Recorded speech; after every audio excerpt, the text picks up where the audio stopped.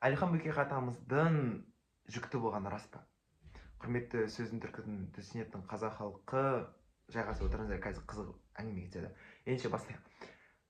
Бұл сұрақтың жауабын бермес бұрын мынандай бір сұрақ қойғым келеді. Қандай жағдайда әйел адамның ұрпағы текті әулие болып келеді?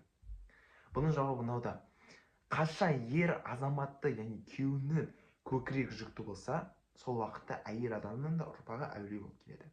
Ал көкірегі жүкті деген қандай ер азамат? Қазақта бір мынандай жақсы мақал бар.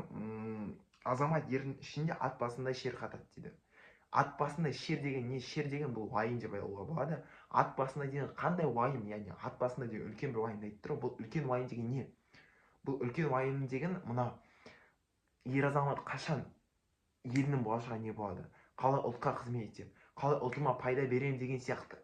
Ат басында үлкен бір ауданда сондай бір әулиелік деңгейде, сондай бір үлкен деңгейде проблема көтерсе, проблеманы шешу жолын ұсынса, сондай бір шер қатса, онда сәйкесінше оның ұрпағы да кәдімгідей әулие болып келеді. Ат басында шер қату деген осы, жалпы көкірегі жүкті болу деген осы.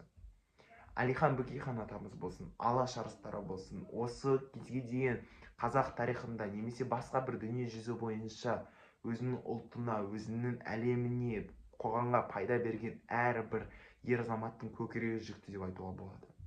Сондықтан да бұл жердегі Әлихан атамыздың көкірегі жүкті болды ма дегенде, бұл жердегі біздің меңзеп тұрғанымыз бұл әйел адамдардың кәдімгідей бала көтергендегі жүкті болуы емес, жоқ, бұл жерде кәдімгідей көкірегі жүктің болуы.